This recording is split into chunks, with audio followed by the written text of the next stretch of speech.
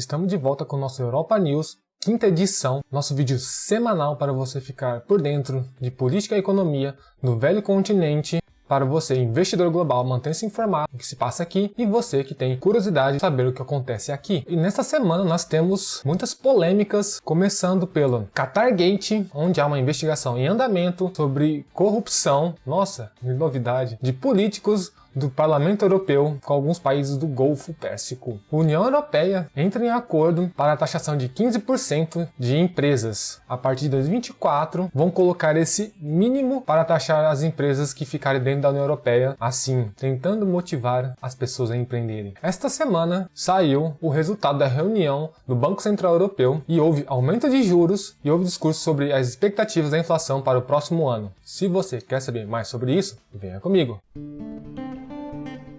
Sejam todos bem-vindos a Investimentos na Europa. Meu nome é Alex Gonçalves, aqui nós falamos sobre economia, mercado, empreendedorismo e investimentos. Se você não é inscrito, inscreva-se, curta para fortalecer a nossa comunidade. Como países desenvolvidos, mais sofisticados e melhores em comparação ao lugar que estamos, não funciona como a gente imagina e temos um grande problema que vai perdurar por um longo tempo aqui, essa discussão, porque é entre aspas, escândalo de corrupção dentro do Parlamento Europeu, que esses agentes foram influenciados ou capturados por outros grupos de interesse para influenciar decisões dentro do Parlamento Europeu. O que está acontecendo? Vice-presidente do Parlamento Europeu, Eva Kaili, detida em Bruxelas por suspeita de corrupção.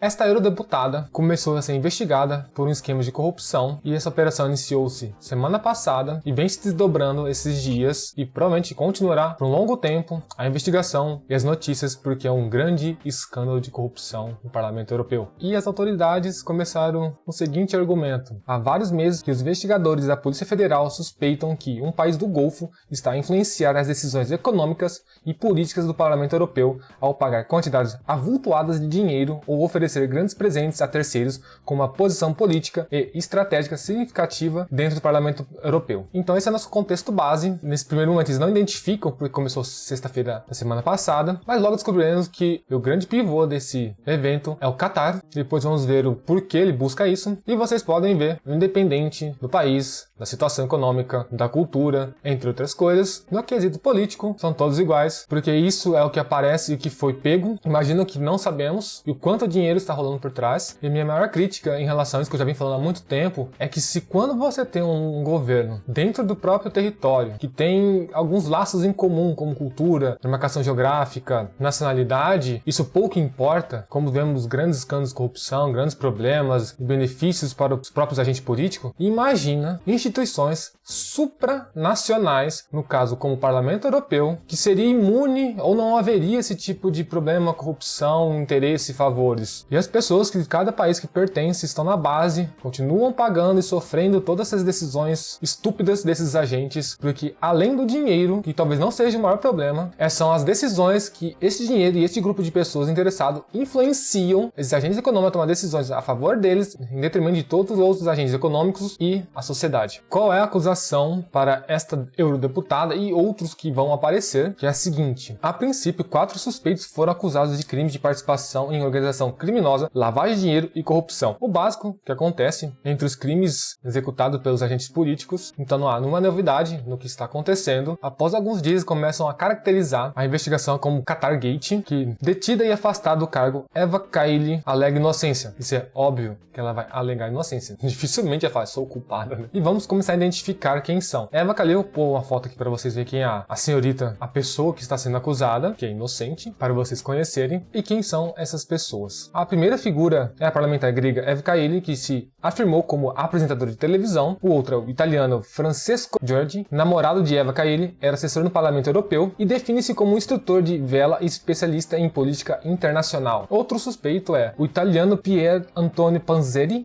um antigo membro do Parlamento Europeu e fundador da organização não governamental Fight Impunity. Eu tenho que fazer um comentário rápido aqui, porque é tão engraçado essas pessoas que estão supostamente participando desse esquema, o que elas faziam. Fight Impunity. cara tava pela impunidade. O outro suspeito também é o italiano Niccolo Figa Talamanca, não sei se assim pronuncia, dirigente da organização não governamental de direitos humanos No Peace Without Justice. Também, como outro, este fazia parte de uma ONG e sem paz não há justiça. Então percebemos que esses agentes políticos envolvidos costumam ser as pessoas bondosas, altruístas, generosas, que lutam pela sociedade, que lutam pelos direitos humanos, que lutam pela paz, que lutam pelas minorias, que pensam nos mais pobres. E você vê o tamanho da hipocrisia desse povo quando falam sobre isso, de fato, as suas ações, os seus interesses. E, na verdade, isso é só uma roupagem para poder alcançar seus objetivos pessoais.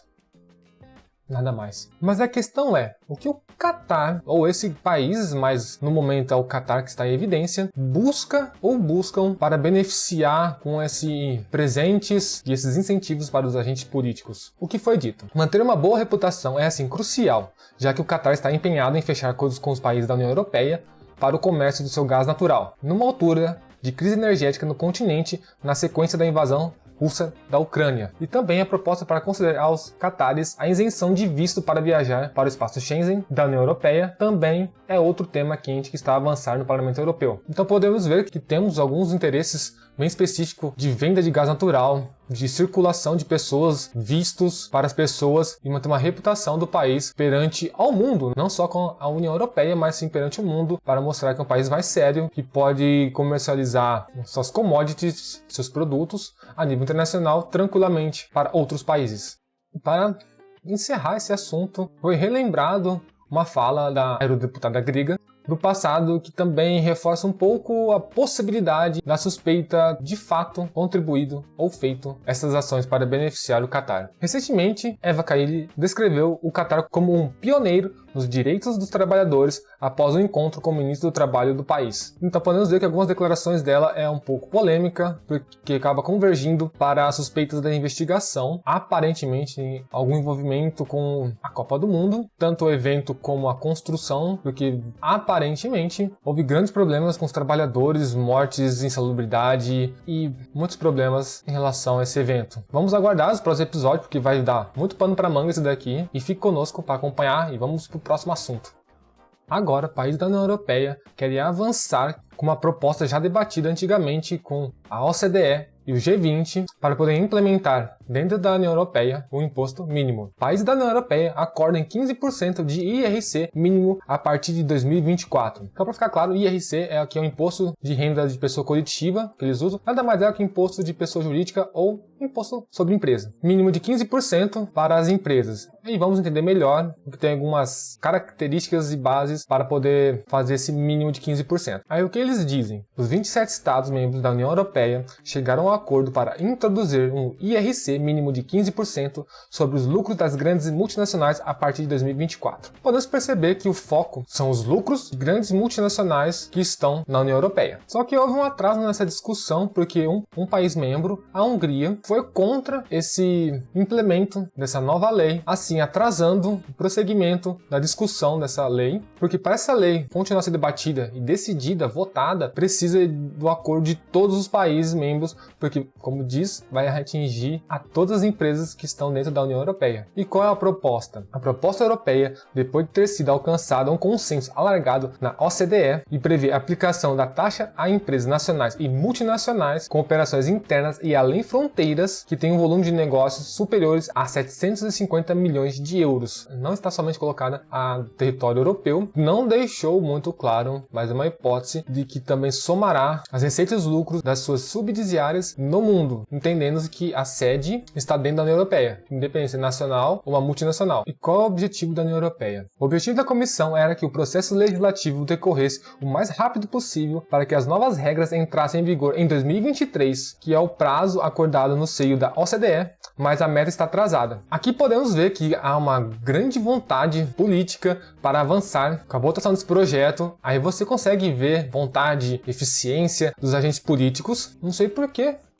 mas aqui começa a ter uma corrida para aprovar esse projeto para já implementar em 2023. E o grande problema dessas leis absurdas colocadas por agentes políticos. No âmbito da União Europeia, países que não sejam tão desenvolvidos comparados aos seus pares, ou sejam periféricos em relação aos países da União Europeia, poderão se prejudicar porque pode haver de não ter interesse por parte das empresas em se colocarem em alguns determinados países. Provavelmente, o mais sensato, eles se alocariam para países com mais estrutura, com mais recursos, com tudo que beneficiaria a empresa. Então, os países desfavoráveis seriam rejeitados e provavelmente terão problemas, porque se não há empresas, não há geração de riqueza, não há emprego e a economia não anda. E é algo que eles estão ignorando muito, o poder dos agentes econômicos. E outro maior problema é que já tentaram se estender isso a nível global, no qual prejudicaria todos os países considerados emergentes, porque para que eu vou instalar minha empresa num país emergente, cheio de problema, se eu vou pagar a mesma tributação em qualquer lugar do mundo, eu vou para o lugar que favoreça mais mão de obra, estrutura, consumo, escoamento. Então países da América do Sul, países da África, sofreriam muito com essa estupidez política. Espero que demorará muito isso, porque há muito conflito de interesse, e ainda bem, para essas ideias absurdas. E continua a saga do Banco Central Europeu em relação à subida da taxa de juros e os discursos sobre a inflação.